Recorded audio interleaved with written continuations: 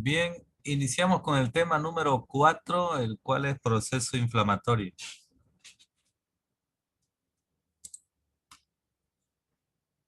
En este tema lo que vamos a estudiar, se los voy a remarcar aquí en esta primer diapositiva, es entender bien la fisiopatología de la inflamación aguda.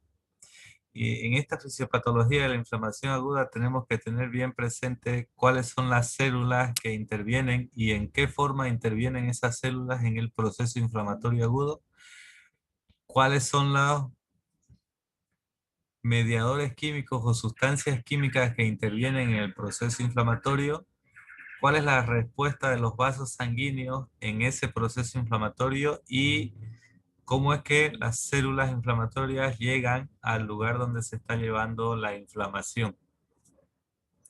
Y luego de eso vamos a estudiar un poco más en detalle algunos mediadores químicos más importantes, células inflamatorias más importantes y los tipos de exudados, ¿ya?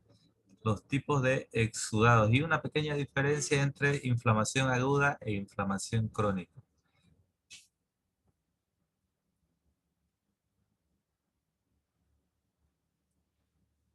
Bueno, como causas de la inflamación, o voy a ver si tengo un concepto, listo, aquí no tengo un concepto. Primero iniciamos definiendo qué va a ser la inflamación o proceso inflamatorio, ¿ya? ¿Qué sería para nosotros la inflamación? No va a ser más que una respuesta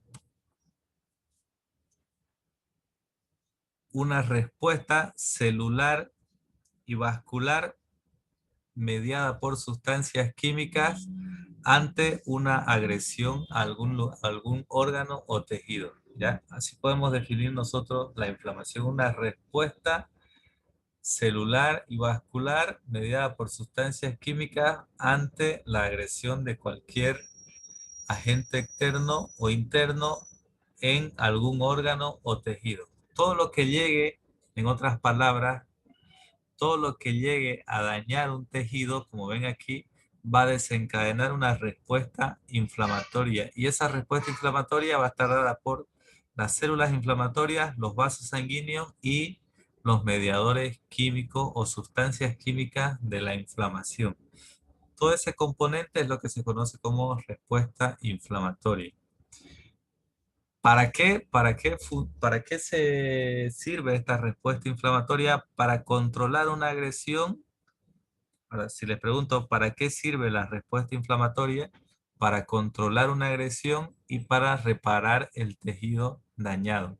Entonces, la inflamación tiene dos funciones, ¿no? Controlar una agresión o contrarrestar una agresión y reparar el tejido dañado. Fíjense en esta imagen que hay una agresión, se inoculan bacterias a algún tejido, en este caso es la piel, y estas bacterias van a empezar a dañar todo este tejido. Eso va a desencadenar la respuesta inflamatoria en el que vienen las células inflamatorias con la participación de los vasos sanguíneos y de las sustancias químicas y empiezan a fagocitar las células. Parte de eso es, ¿qué están haciendo aquí? Controlar o contrarrestar la agresión de estas células, de estas bacterias en los tejidos.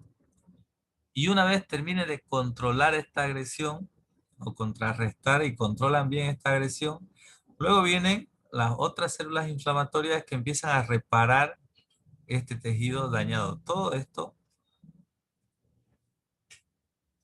va a desencadenar en tejido dañado y ese tejido dañado tiene que ser reparado. Entonces, parte de la inflamación también es reparar el tejido dañado.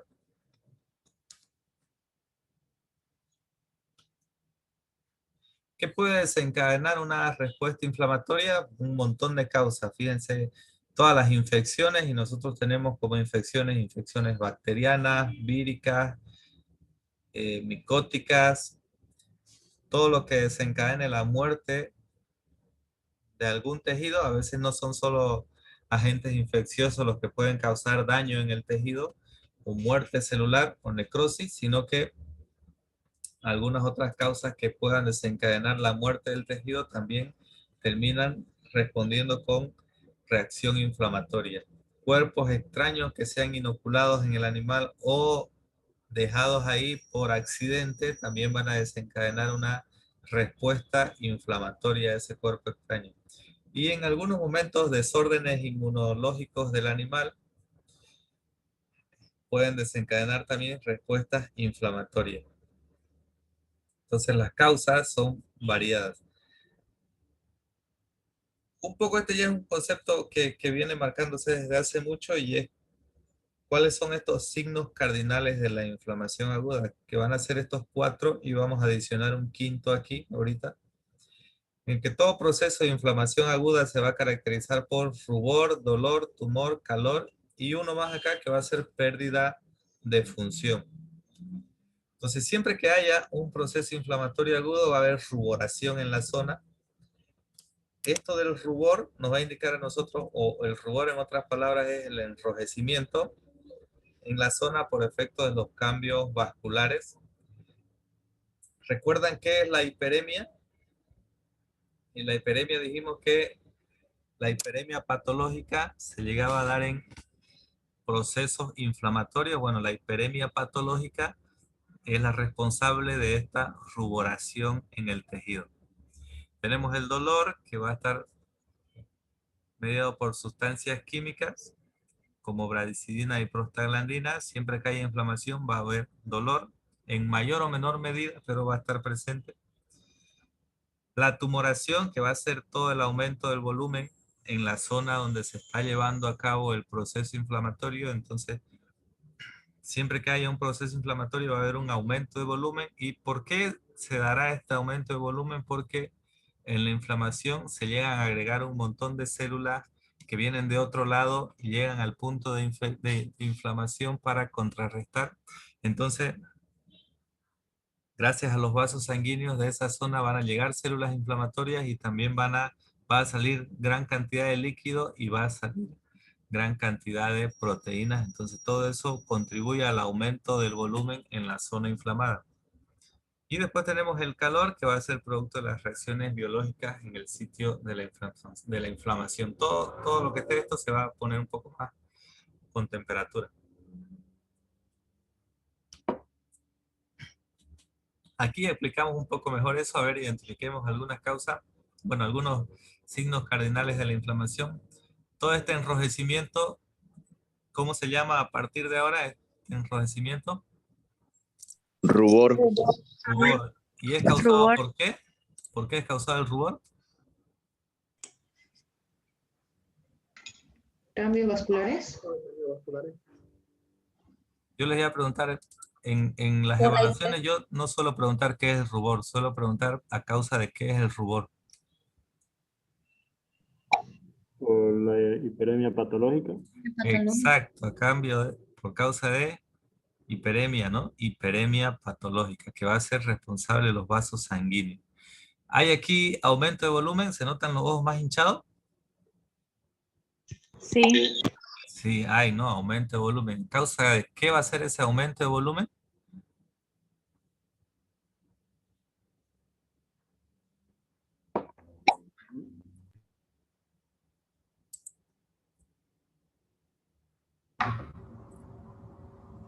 De que llegan otras células de otros lugares para contrarrestar.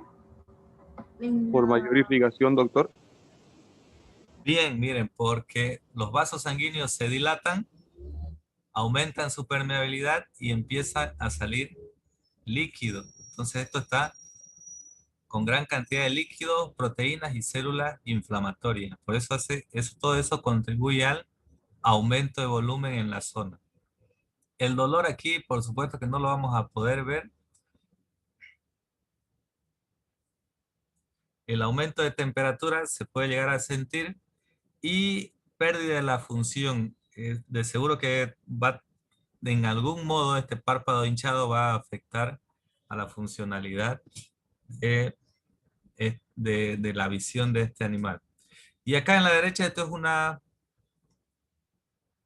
una pústula, es la piel de un animal también. Y tenemos esta ruboración, aumento de volumen, y toda esta parte amarillenta de aquí que se llega a formar el pus, al que ya la conocemos como exudado. Sin embargo, les muestro estas dos para que vean lo variable que puede ser una respuesta inflamatoria. Y nosotros al identificar el tipo de respuesta inflamatoria en estos dos animales nos podemos hacer una idea de qué es lo que está causando esta reacción inflamatoria, ¿no? Si ustedes ven este perrito, ¿a qué se lo pueden atribuir? ¿Alergias? ¿No? Cualquiera que vea un animal con la piel eritematosa o roja, con estos ojos hinchados, entonces rápido dice el animal está con alergia, ¿no? Pero si vemos este de acá, de la derecha, que tiene una pustulita ahí, o que es pus, entonces pues se revienta y sale un líquido un poco denso. ¿A qué lo atribuimos esto? La pústula en ¿Una la piel. infección? ¿Infección bacteriana? Lo más probable es que sea una infección bacteriana, ¿no? Porque está produciendo pus por bacterias piógenas. Sin embargo, los dos son respuestas inflamatorias. Entonces, ¿qué nos dice esto? Que lo importante aquí es que nosotros identifiquemos los tipos de respuesta inflamatoria para así poder identificar la causa que esté llevando a cabo este proceso inflamatorio. ¿Ya? Otra vez, va lo mismo como antes, ¿no? Identificar y entender la lesión para poder asociarlo a alguna causa probable. De eso se trata la patología, de entender cómo se desarrollan estas lesiones y por qué esto siendo inflamación aguda y siendo inflamación aguda está de formas diferentes, porque la causa es diferente, el lugar es diferente y nos llega a presentar una forma macroscópica diferente. Algo bien sencillo y que de seguro ya manejan más o menos es que hay una terminología para referirnos a esto de la inflamación y que tiene los siguientes puntos, ¿no? Vamos a ver, lo principal son estos tres de aquí de arriba, en el que cuando nosotros identifiquemos un órgano,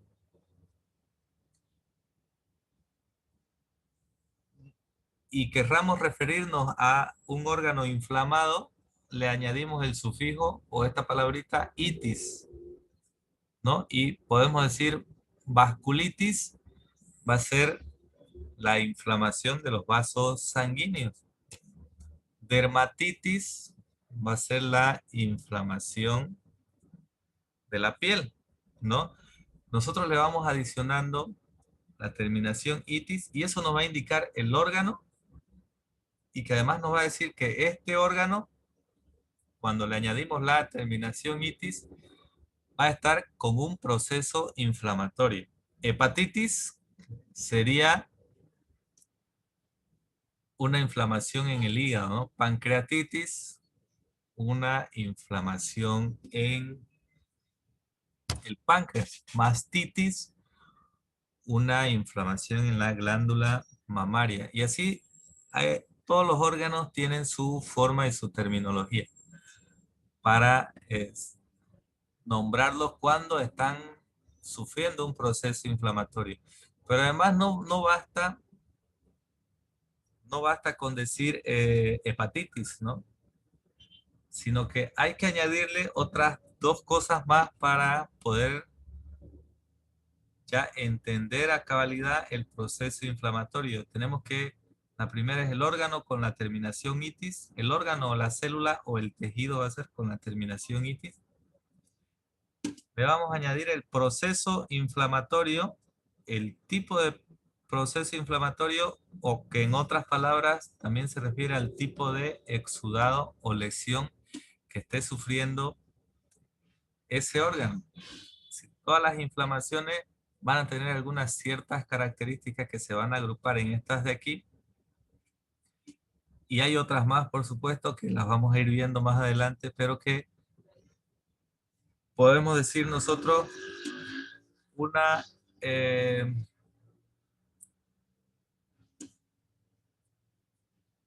siempre que nos refiramos a un órgano, vamos a referirnos también a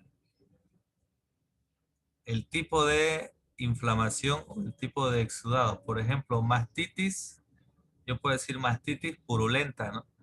Mastitis catarral, mastitis fibrinosa, mastitis hemorrágica, en fin, si es que eso se llega a dar en la glándula mamaria.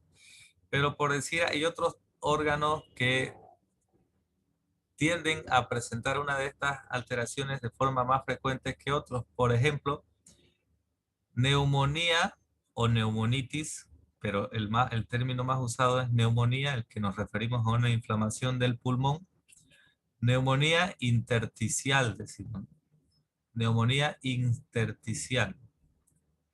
No basta con que yo diga neumonía, porque neumonía hay de muchos tipos, pero una de esas puede ser neumonía intersticial, o puede ser neumonía fibrinosa, o puede ser neumonía hemorrágica, o puede ser neumonía purulenta. ¿Ya? Va a depender del agente y del tipo de reacción inflamatoria que esté llevando a cabo ese animal.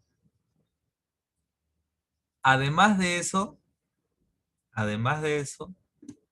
se le suele atribuir la extensión o la duración de ese proceso inflamatorio, porque no va a ser lo mismo decir una neumonía fibrinosa pero focalizada, o una neumonía purulenta pero focalizada, o decir una neumonía intersticial difusa, ¿ya?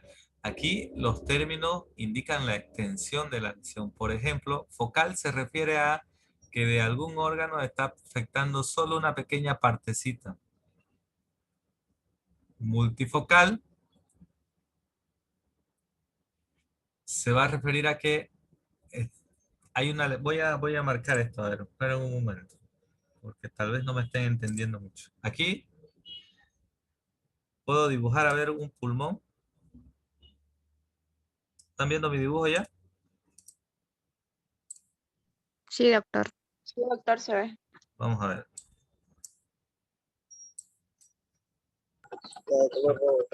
Creo que va así, ¿no?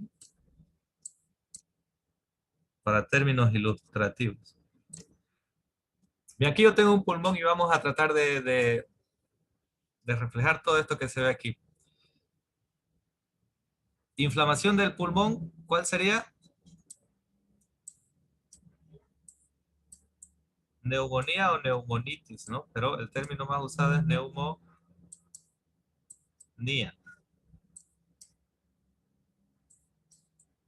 Viene de neumocitos, que son las células que están en la pared del alveolo.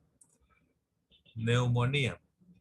Entonces ya yo tengo el órgano y tengo el proceso que me indica que el pulmón está sufriendo un proceso inflamatorio. Entonces alguien me pregunta, ¿neumonía y de qué tipo? Bueno, entonces yo le digo purulenta. Neumonía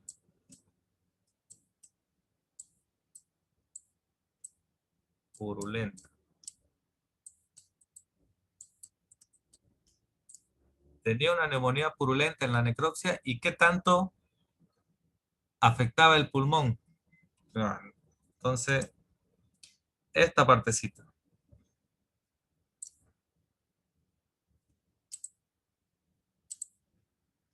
Aquí, esta partecita. Neumonía purulenta, y si está afectando solo una partecita, digo focal.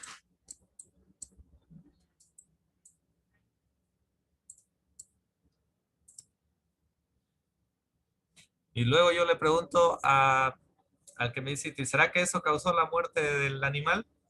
¿Ustedes qué piensan? Hicimos una necropsia, tenía neumonía purulenta focalizada solo en lóbulo bilateral. Aquí. Focalizada. Y se suele decir si es bilateral o unilateral.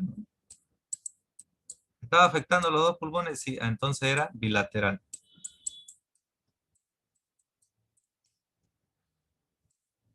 ¿Y qué tanto era lo focal? Era un 5%. ¿Será que con un 5% de afección este animal se muere?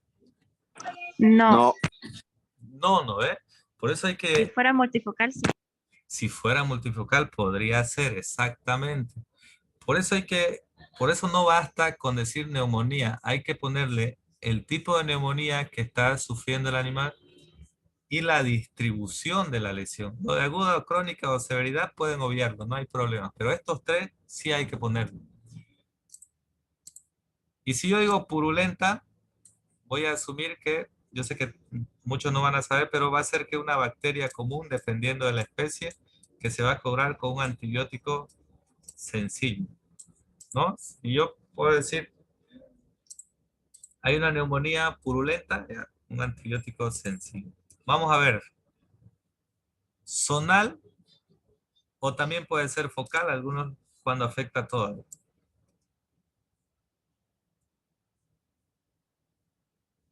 Esto es focal o extensivo, también se le llama bilateral. Entonces, ¿ahí qué va a ser?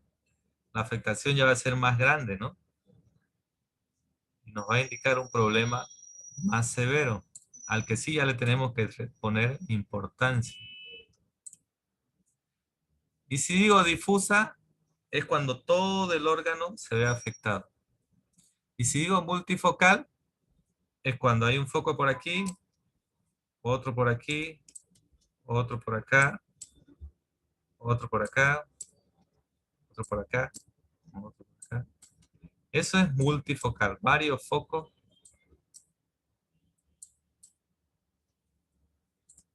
Y eso me indica la severidad o la forma en cómo se están afectando los órganos.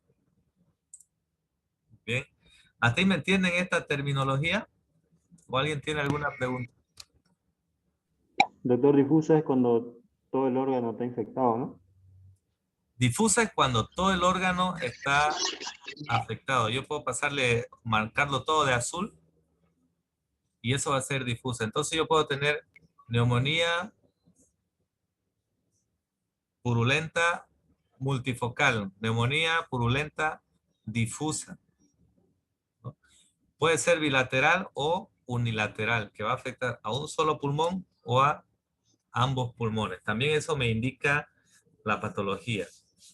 Nosotros hemos encontrado neumonía purulenta o fibrinopurulenta unilateral. A ver, en una vaca, una vez que hice una necropsia, encontré neumonía fibrinopurulenta, que quiere decir que había pus y había fibrina. Difusa, quiere decir que estaba afectando todo el órgano. Y unilateral, quiere decir que afectaba solo a un pulmón, creo que era el pulmón derecho. Ya todo este pulmón estaba completamente afectado por una neumonía fibrinopurulenta difusa. Y este otro estaba más o menos sano. ¿Qué había sido ahí? No había sido una enfermedad infecciosa que vino por las vías respiratorias y afectó. Todo lo que entre por las vías respiratorias se va a dividir 50 y 50 en la mayoría de los casos. Entonces, siempre que sea infeccioso va a afectar a ambos pulmones. Pero cuando afecta a uno unilateral, nosotros ya podemos buscar otra causa. En el caso de esa vaca, fue una retículo. Bueno, la enfermedad más común es reticulopericarditis traumática, pero también puede haber una reticuloneumonitis traumática, que significa que el animal consume por accidente un cuerpo o un objeto extraño cortopunzante, ese cae en el retículo y el retículo, como está cerca del diafragma en el animal, por aquí, puede llegar a punzar un pulmón, puede llegar a punzar el corazón, puede llegar a punzar el otro pulmón, incluso puede llegar a punzar el hígado, puede llegar a punzar el agomazo o cualquier otro órgano que esté cerca de por ahí. Lo más común es que punce el corazón, pero suele pasar que llega a punzar solo un pulmón y como el animal tiene una división aquí, en el que cuando se afecta un pulmón no suele afectar al otro, entonces esa sería la causa en ese animal.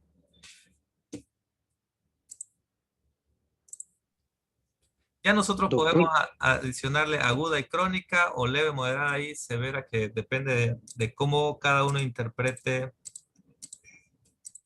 lo leve, moderado y severo, ¿no? Doctor, ¿Sí? ¿lo que es zonal y extensiva es prácticamente lo mismo o similar? Es similar, sí, sí, similar. De hecho, algunos, a ver, ahorita lo tacho. Podemos eliminar estas dos si quieren y podemos usar focal, multifocal y difusa. Y en vez de esto, le adicionamos una que se llama, que pueden encontrarlo en algunos libros también, se llama focalmente,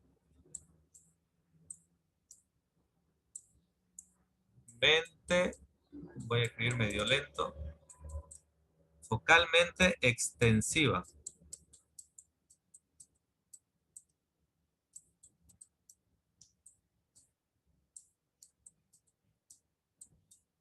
Focalmente extensiva. ¿Y eso qué significa? Que la lesión pudo haber iniciado aquí y eso sería focal, ¿no? Pero si yo noto e interpreto que esta lesión está avanzando, está afectando esto, y después viene a afectar esta otra zona, y la lesión sigue creciendo, entonces digo focalmente extensiva. ¿Por qué? Porque si le damos más tiempo, de seguro que me termina afectando gran parte del órgano, ¿ya? Va a ir creciendo. Eso es focalmente extensivo. Podemos borrar esas y decir focal, multifocal, difusa y focalmente extensiva. Incluso hay otra, y es que depende de la interpretación que le solemos dar, que hay una multifocal y también añadimos una multifocal acoalescente o alescente. Ya, ¿me entienden, no? Coalescente. ¿Eso qué significa? Que la lesión pudo haber iniciado aquí, focal, multifocal, multifocal, multifocal, multifocal. Y estos focos pueden empezar a crecer, multifocal, y de pronto se van a ir juntando. Y estos dos pueden hacer uno, acá multifocal, multifocal, y de pronto estos dos pueden hacer otro, y se forman como uno solo más grande. Eso es multifocal coalescente, que dos focos se van a juntar y van a formar uno más grande. También eso puede haber. Es como lo veamos y como lo querramos interpretar, pero lo más básico va a ser focal, multifocal y difusa. Y después ya vienen las otras. ¿Ya? Empezamos a entender primero lo más básico, focal, multifocal y difuso. ¿Hasta ahí tienen alguna pregunta? No, todo claro, doctor. Bien, eso es importante, ¿no? Cuando el órgano esté sufriendo un padecimiento, marcamos el padecimiento, si es que es inflamación, con la terminación itis, ¿no? Itis. Y luego indicamos el proceso o el tipo de inflamación, o en otras palabras, el tipo de exudado que esté afectando el órgano. Y tenemos aquí algunos ejemplos, ¿no? Seroso, catarral, mucoso, fibrinoso, hemorrágico, purulento. Y después la extensión de la lesión, que también nos va a marcar qué tanto fue afectado el órgano. Ahora esto también, bonito fuera que las lesiones se presenten así de sencillas, sino que suelen estar combinadas y es nada raro que nosotros podamos encontrar que el bronquio en qué se divide más en un árbol más chico, ¿no? Por acá. Se va ramificando también hasta llegar a los últimos lugares. Y podemos encontrar que cuando algo afecta al pulmón, se llama neumonía o neumonitis. Nos quedamos con neumonía. Pero, ¿qué pasa si la inflamación está afectando tanto al bronquio? Si la inflamación está afectando tanto al bronquio como a los neumocitos, como al parénquima pulmonar. Está afectando por aquí, por aquí. por aquí. Y pasa al parénquima pulmonar. Entonces ya no sería neumonía el término correcto, ¿no? ¿Cuál creen que sería el término correcto?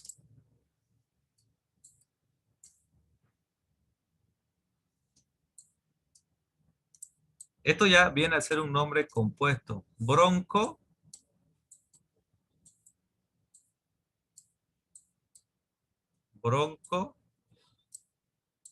neumonía. Entonces, este sería el término más apropiado para indicar que el proceso inflamatorio está afectando tanto a bronquios como a parénquima pulmonar. Entonces sería bronconeumonía. Y ahí la adiciono, ¿no? Purulenta, multifocal, focal o difusa. Esto sucede y es muy común en la descripción de las enfermedades en animales. Por ejemplo, en ave tenemos una enfermedad que se llama laringotraqueitis. ¿Por qué? Porque afecta a la laringe y a la tráquea. Laringotraqueitis. Podemos tener una inflamación que llega a afectar a las meninges y al cerebro, entonces sería meningoencefalitis. Podemos tener una infección vírica que afecte al cerebro y a la médula espinal, entonces eso se va a llamar encefalomielitis, ¿no?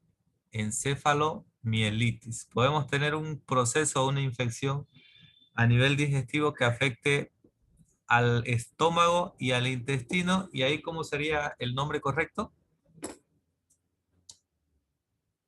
Gastroenteritis hemorrágica, por decir algo, o gastroenteritis catarral, o gastroenteritis catarral.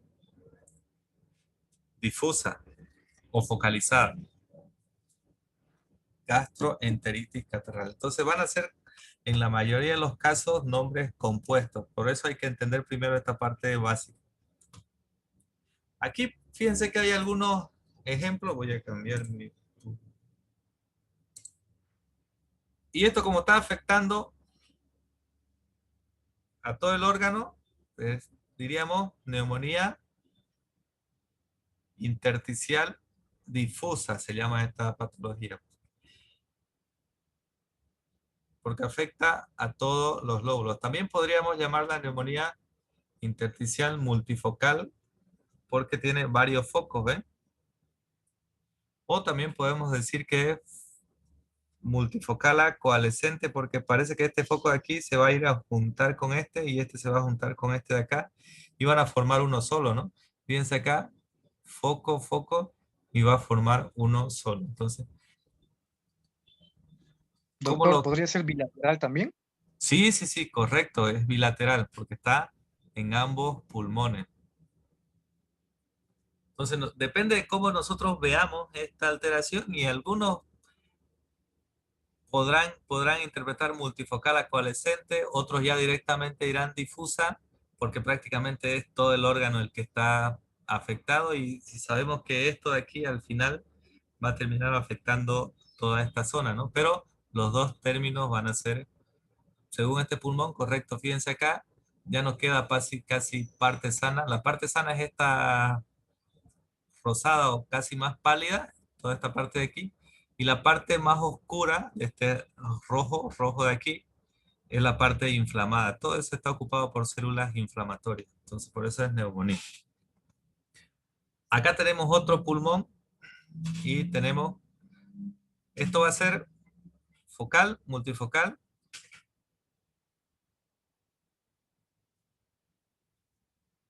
Neumonía multifocal. Falta ver el proceso, ¿no? Y según estos nódulos, puede ser purulento o puede ser granulomatoso, ¿ya? Entonces podemos decir neumonía granulomatosa multifocal. Un pulmón, un lóbulo y varios focos, ¿no? Neumonía, el proceso es granulomatoso y va a ser multifocal.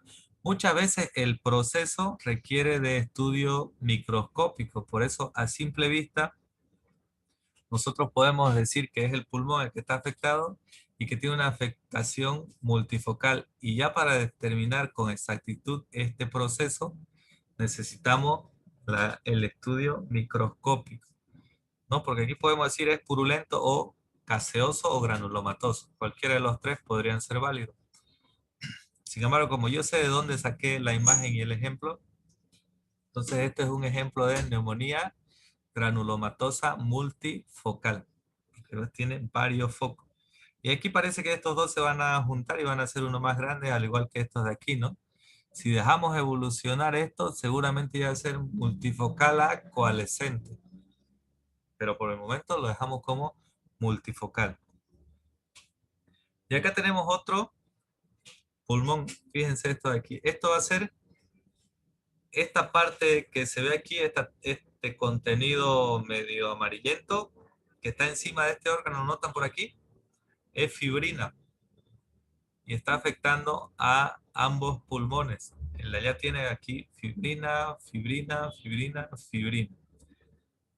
Entonces esto es una neumonía fibrinosa difusa bilateral. ¿Ven? Neumonía fibrinosa difusa porque está afectando todo el órgano y es bilateral. Pero si yo quiero ser un poco más exacto todavía, puedo decir que esto va a ser una pleuroneumonía fibrinosa difusa bilateral. ¿Por qué pleuroneumonía? Porque la infección está acá encima del pulmón, ¿no? En esta parte que puede ser la pleura visceral y está afectando todo eso y de seguro que va a afectar también el parénquima pulmonar. Entonces, pleuroneumonía fibrinosa difusa porque afecta todo y bilateral. Acá tenemos otro ejemplo. Fíjense, este pulmón de aquí, todo esto de aquí vendría a ser la zona normal o más o menos normal. Y esta parte más roja, que tiene una línea bien delimitada, fíjense, viene a ser la parte afectada. Viene a ser la parte afectada. Entonces, si yo miro este pulmón de aquí, puedo decir que es una neumonía focalmente extensiva bilateral. Entonces afecta a los dos y es neumonía focalmente extensiva porque inicia en un foco y fíjense cómo se va extendiendo para acá. Si le damos más tiempo, de seguro que empieza a afectar el 40, el 50, el 60% del pulmón. ¿Ya? Esto se va extendiendo y nos indica que la lesión va creciendo hacia caudal. Entonces, al seccionar, este es el mismo pulmón del de acá, seccionado. Se ve que los bronquiolos o bronquios tienen contenido purulento. Entonces el nombre ya cambia. Cuando ya yo examino el órgano y veo el interior, noto que los bronquios están con material purulento. Entonces el nombre cambia. ¿Qué le pondrían ya ahora sabiendo eso? Bronconeumonía. Bronconeumonía. ¿Qué más?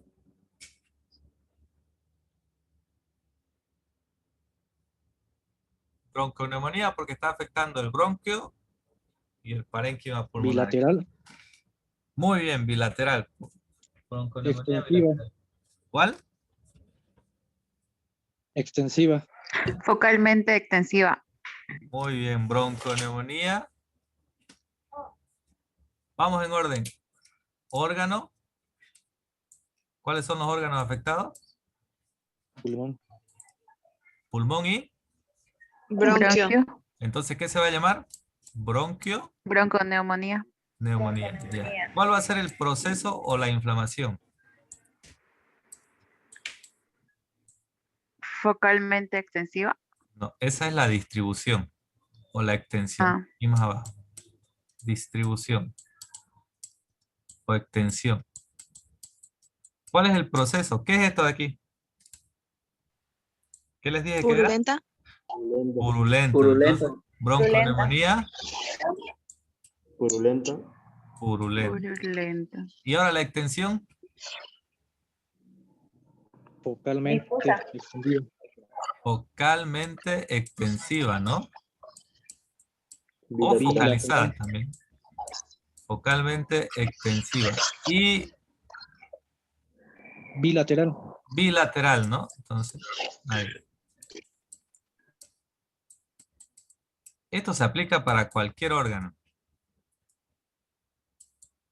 Obviamente, órganos que son únicos no se necesita decir bilateral ni nada, ¿no? Focalmente extensiva y bilateral. ¿Ven? Ahí ya sería un nombre correcto y completo. ¿Y a qué le atribuyo yo esta lesión? Cuando ya yo lea mis demás enfermedades, vamos a decir que esto puede ser causado por micoplasma, por pasτερela, por Haemophilus, por streptococos, en fin, por bacterias que me lleguen a causar este tipo de procesos. Pero en definitiva es bacteriano, ¿no? Y se trata con antibióticos.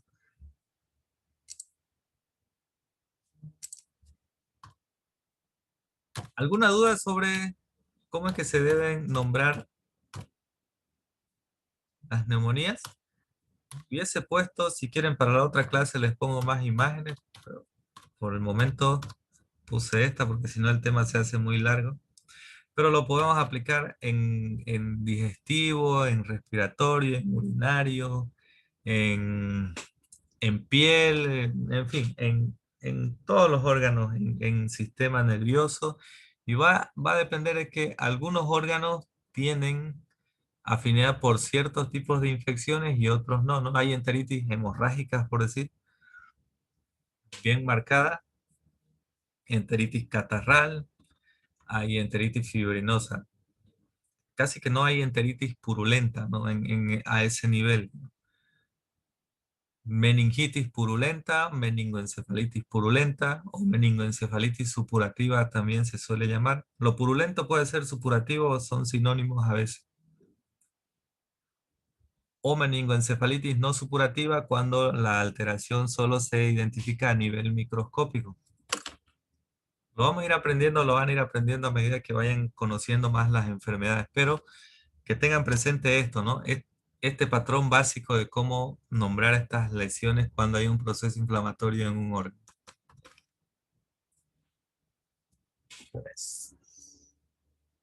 Y listo. ¿Quedamos ahí?